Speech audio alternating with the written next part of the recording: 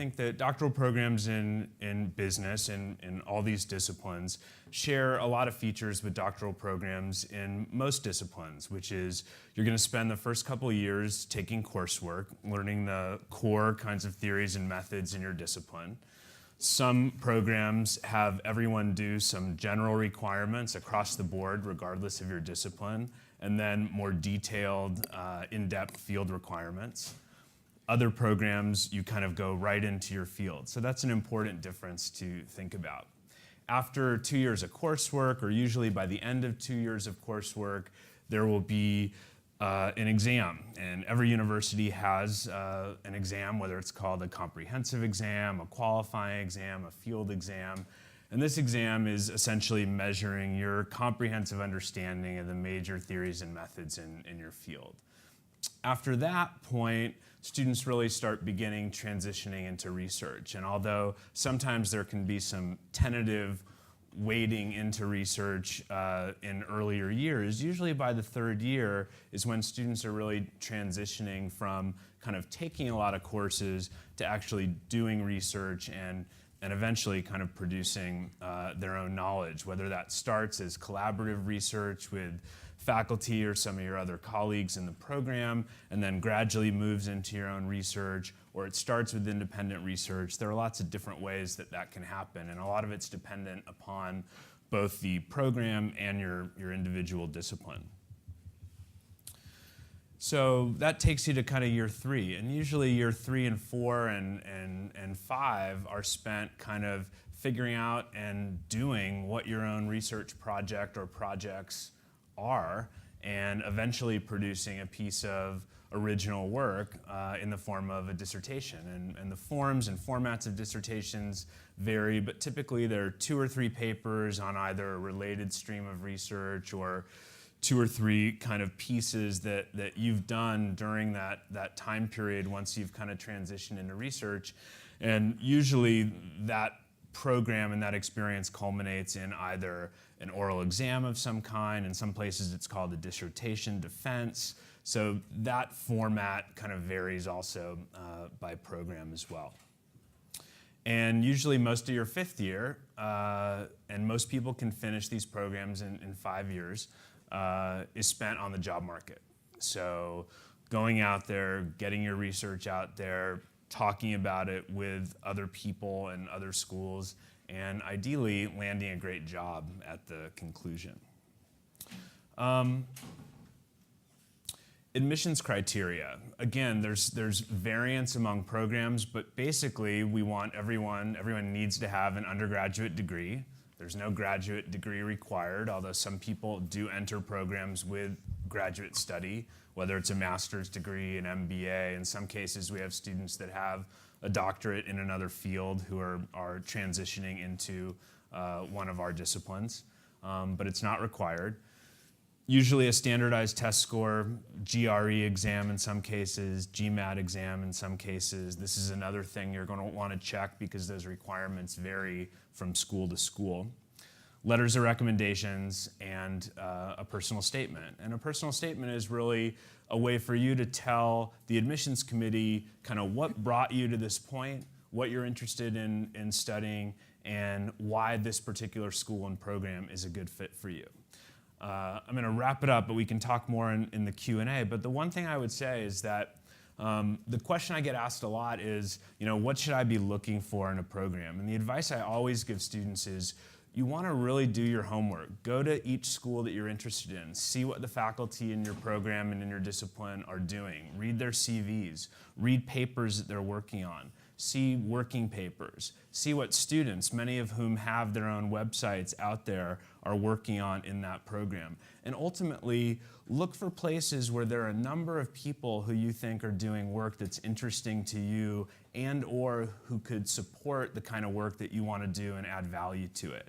I think the wrong strategy is to find and fixate on one person who you think may be, and may be in fact, a superstar in the field, and kind of throw all your chips in with that one person. That's a really big gamble. So I'm going to turn it over to Anat. Thank you, Dr. Steen. Sure.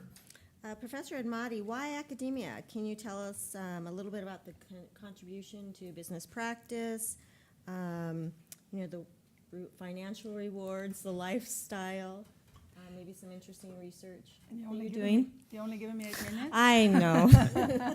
We could probably go on and on. Yeah, I can. I think when you think of academic career, and I now have been in this career for a scary almost 30 years or something, well, not quite, but 30 years since I started the PhD program. Is that right? Yeah. I think it's hard to think of a job that has more autonomy and more freedom to a person, where you actually do not, on a day-to-day basis, have a boss. And you really can follow a lot of your own urges and interests and control a lot of your day-to-day activities. The biggest freedom you have is the research freedom to think about things that you think are interesting, that grab you, that you want to know the answer to, and that's an amazing freedom that an academic usually has. We're not usually told what to do research on. We're informed by the fields and by our own understanding of what needs to be done next, or what we think we can do next ourselves, and how we can contribute. There's a lot of things you can choose within the job, so that you can really tailor it to your own taste. Some people like to work with other people, some people like to work alone. There is, even when you teach, which all of us do, you control a lot of what you teach, and also within the course, how you present the materials, how to sequence the material. A lot of that is just your own view and your own decision. Sometimes you discuss this with other people, but you really have a lot of autonomy. Even who you teach, whether it's MBAs, some schools have, and you can choose a school sometimes accordingly. Some schools have undergrad programs, some have active PhD programs. Which level you choose to teach is oftentimes at least partly influenced by what you like to teach, what you enjoy teaching, what you're good at. Later in a career like that, some people choose to mix it with other things, like they could write books, sit on boards, they can consult. There's a lot of flexibility there to kind of go 1 day a week, or there's some level to do this. I should also mention some people teach executives in some of these programs, so schools have that, but it's optional whether you teach there or not. Oftentimes it's just an extra thing that you choose to do. Sometimes people only do it later in the career because of a lot of research requirements earlier on. You can travel in this job to conferences. Some people do more of it than others. Some people like the conferences that are held near ski resorts, and other people avoid them, like me, because I don't ski. You have advising relationships with students, especially PhD students, and that's a very satisfying part of the job as well. And some people have more of it than others, but that's, again, part of your autonomy. And you have some flexibility with respect to your work hours. Oftentimes you don't teach all quarters. Certainly research is flexible. Some people are morning people, some people are night people. But I like, especially for the bulk of the first decade or two in this job, and oftentimes at periods of time within the job, I like a colleague of mine once telling somebody that this is an extremely flexible job. You can work any 80 hours a week that you want. So it is a lot of work oftentimes, and sometimes I, at the very beginning of my career, I remember walking out of the building, and the problem I'm thinking about is like, I can't think of anything else, because I'm really obsessed with, solving that problem or finding the proof or whatever. And I remember looking at like faculty assistants going home and thinking, wow, they're done. They don't take their work home with them like I do. So there is that. It really can be, people can become workaholic, can not have a balance, but it's, again, in your hands to have the balance. The other thing I would say is that it's an exciting job because it's always interesting and it's always new. You can always learn a new subject, sort of leave a research area that you kind of get tired of and kind of feel like you've said what you said, and then move to some other area. Then when you do the research, if you're lucky, you make a difference in this research. You create a new idea that other people then proceed with, and you feel like you made a little difference to the research, and then eventually trickling down to to maybe the practice even, or our understanding of how systems work, or how to understand various processes within business. Now, in terms of lifestyle, I would say it's not a job where you usually become extremely rich, but it's a fairly well-paid job. Some people, if they really enjoy it, say, I can't believe they pay me to do this. So, but it is work. But if you like it, and if you're a good fit for it, it is well paid for that kind of thing, if you really enjoy it. But that's true for every job that you enjoy, probably. Also, within business schools, I would say that we are lucky because business schools the business schools that are research-oriented tend to have resources for research quite a bit.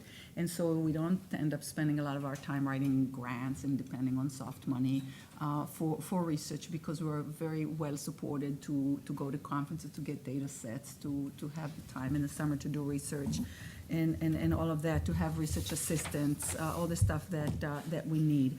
So, and then the other thing about this career is that in most places we have this wonderful invention called the tenure system, which basically the way it works is you get an initial contract for working, and it's usually a few years, so it's not like it's gonna be over in a year or anything. You do have a little time, and then it gets renewed, you get reviewed, depending on your research and other things. You will hopefully get it extended for a few more years. Meanwhile, all this time, there's some kind of a clock that's ticking, and it's called the tenure clock. And that system, which could be 7 years, sometimes more, sometimes less, is ticking with this sort of up or out system, where at some point you get reviewed, and if you do make it through that system, the clock stops ticking. And at that point, you really have a lot of flexibility. And the nice thing about that is that you do not have to, you can really go deeply into research subject, and you can take some chances with that. And that is the idea behind this system. It's not just to give us job security, it's to allow us to be bold in our research, and it sort of rewards innovation. I had a PhD student actually write a paper on that, Gustavo, on how this kind of system encourages people to take leaps in their research and try and allow themselves to fail sometimes as well.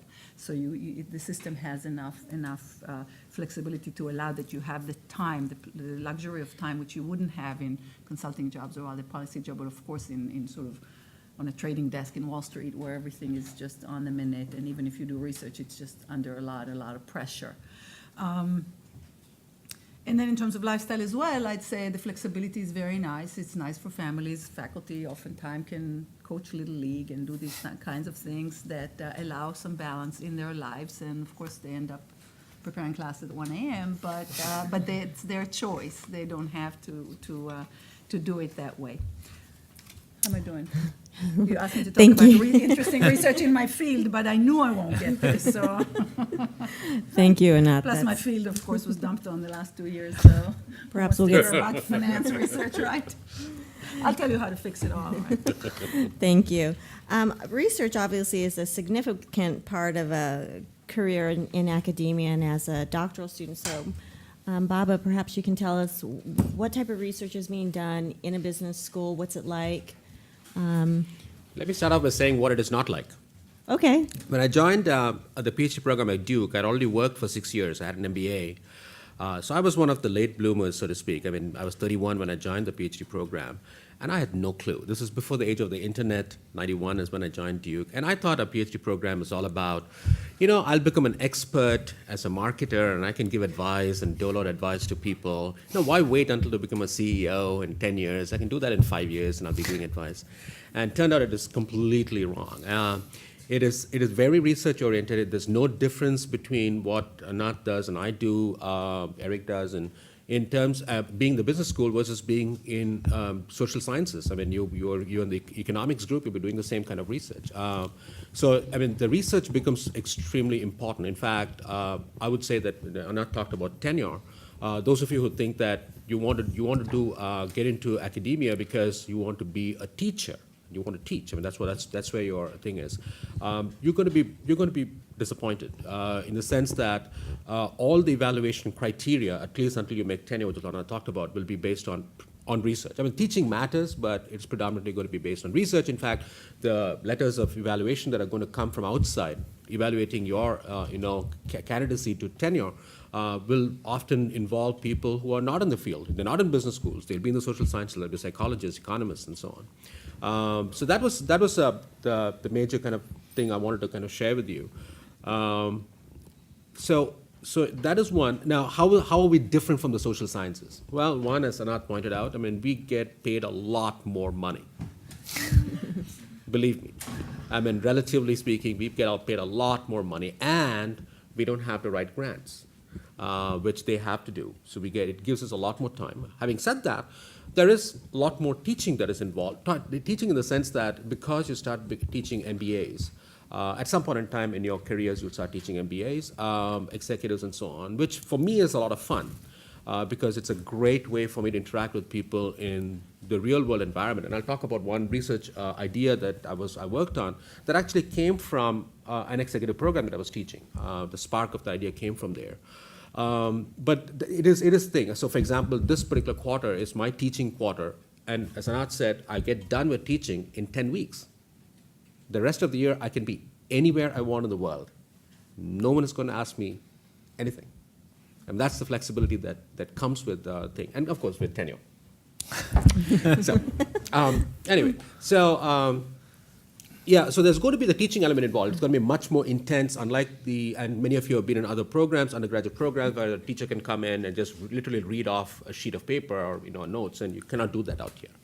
So it's a little bit more deeply involved. That's probably why we get paid more. Anyway, so in terms of an example of a research idea, right? I mean, so think about the kind of research. So this was an idea where it is now called the price placebo effect. Some of you might have already heard about this. Came from this observation that I had that, one way by which you can build a competitive advantage, that is, you make sure that the consumer buys your product compared to the competitor's product, the easiest way to do that is to reduce prices, right? You either reduce prices permanently or you give an incentive in the form of rebates and coupons and discounts and so on. And I would ask these people, for example, I would ask executives at Dell, and they used to come when I was at the University of Iowa, they would come over there, and I'll ask them, aren't you worried that if you keep lowering your prices because you're a classic price leader, that's the price leadership strategy you're adopting, aren't you worried that it will negatively hurt perceptions about your product? Because we do know that reduced prices is going to hurt perceptions. And their argument was, yes, it is going to hurt perceptions, but someone is going to use our computer, and our computer is of good quality, and therefore the marketplace will correct for itself. Why? I'm going to use the computer, I'm going to discover that it is of good quality, and I'm going to blog, I'm going to communicate to my friends that it is of good quality.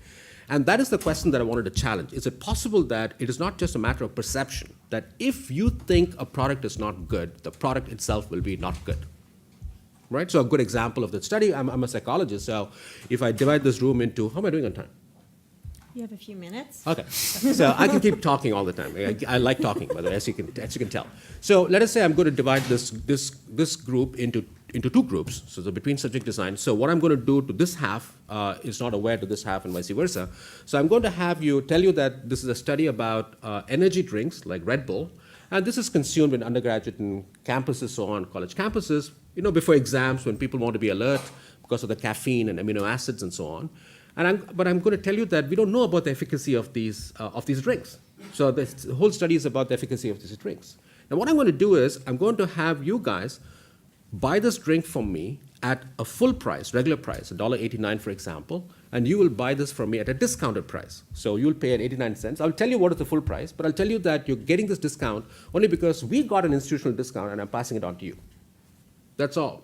You're going to consume the drink, and you'll end up solving a series of word jumble puzzles. So you have 15 puzzles to be solved in 30 minutes. And the question I'm be asking here is it possible that the number of puzzles that you will end up solving will be different than the number of puzzles that you will end up solving? And is it possible that you folks will put in more effort into the task than you folks? And that's indeed what we found. In other words, what we show here in this study, series of studies, and we have now moved into, so as in the introduction they said, we do neuroscience research, right? So one of the other questions is that, think about the category of wine.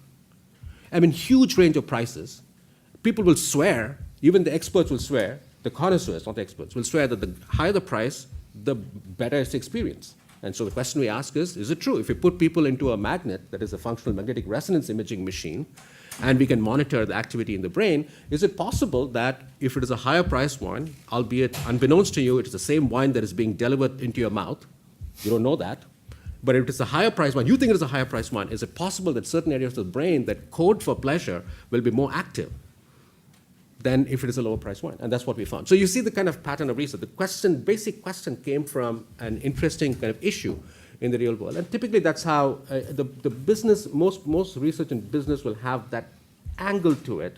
But we still publish in the same journals. I mean, you can take a journal like our leading journal, a Journal of Consumer Research. You have Journal of Personality and Social Psychology, which is the leading journal in psychology. You don't know where it is coming from. You literally take the thing. You can't tell the difference between those two. It'll be almost identical. So we do exactly what they do, except that it's going to have a slightly business-oriented angle to that. Thank you. Eric, from a student perspective, can you tell us what it's like, what you learn, your experience? Sure. First, welcome to all of you guys. When I heard how many people were going to be here today, I gave a lot of thought about what I would say in some of the range of topics. But regardless of where I let my mind wander, I always came back to the same point, which is that I really love the PhD program here at Stanford. I really love it. But that doesn't mean that it's right for everyone. And I don't want you guys to think that the reason I'm up here today is simply to trumpet the virtues of attending Stanford, but rather I'm hoping to provide you guys with some perspective as to what you guys may actually encounter should you ultimately enroll in the program. So broadly speaking, the GSB, as you may have been able to tell thus far, is a lot of things. It's interdisciplinary. It's an exciting place to do research, but it's also very challenging for students. The workload is, I would describe it as intense. And I'm sure that's something that you guys have heard elsewhere, but it's most likely more rigorous than you're accustomed to at the undergraduate level.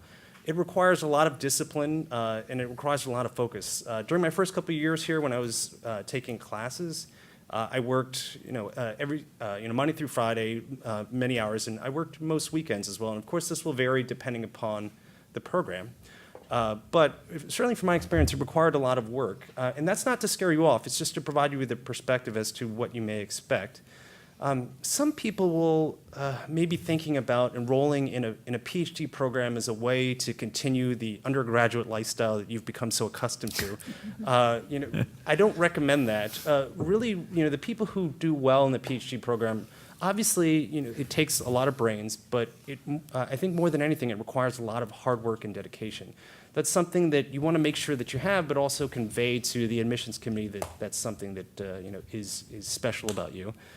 I would say that one of the great things that makes all that hard work possible and oftentimes enjoyable is that the Stanford GSB is not only interdisciplinary, but it's also a very cooperative environment in the sense that there's something about being here at Stanford or the GSB that makes people seem to be in a good mood. Maybe it's being here at Stanford or the typically very nice weather, but it really breeds a good sense of cooperation among the students, which helps a tremendous amount in getting a very broad array of perspectives to help you to solve problems.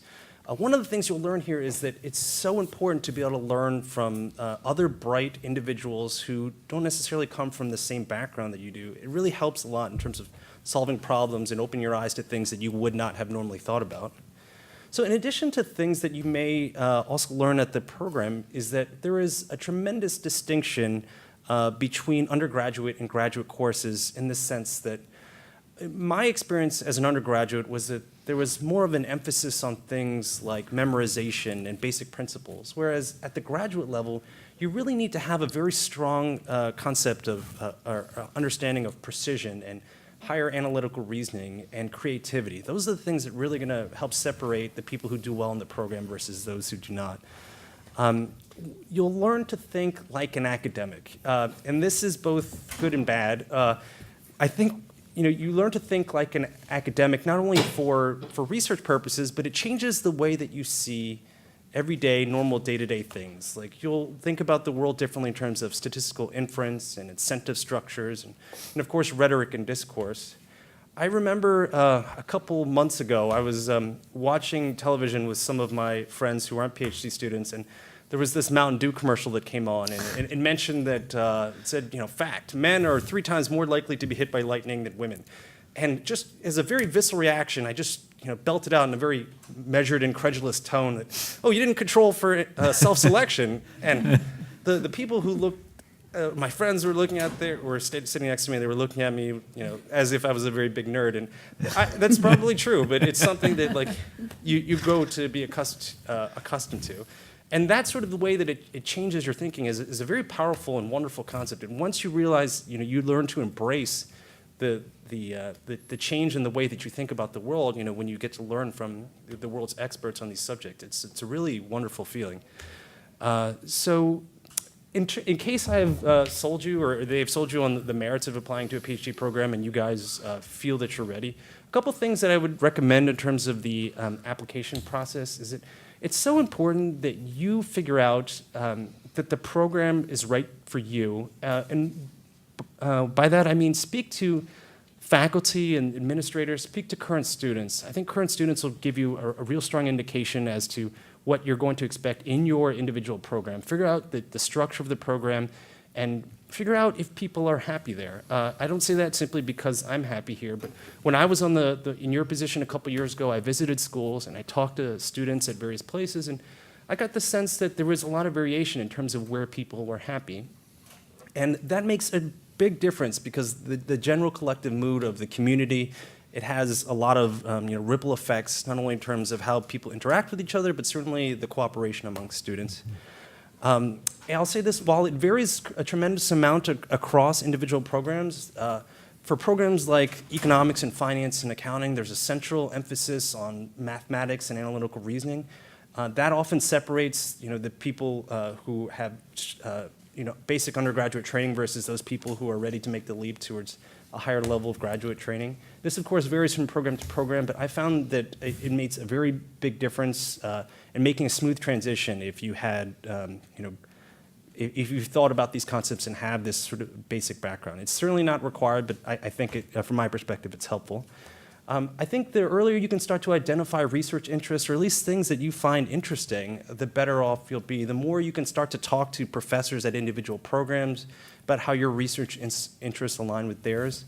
I think that's something that's helpful to make sure that you're the right fit for the program, but also to convey to the professors that you're thinking about these broader issues. And as everyone has mentioned today, getting your PhD at a business school is a major, major undertaking. And it's important that when you apply to programs, it's important that you identify and you understand the sacrifices that are required. And it's important that when you write your letters of your personal statement letters, that you think very hard, not only that to demonstrate to people that you recognize the sacrifice that's required, but also that you know what you're making the sacrifice for. That is, you know what you're striving for, and then what's keeping you focused in the program. I can offer a lot of different perspective as to what it's like here at Stanford. I can't speak to every individual program, but as I mentioned, I absolutely love the program here, and I'm glad to answer any of the questions you guys have. Thank you, Eric.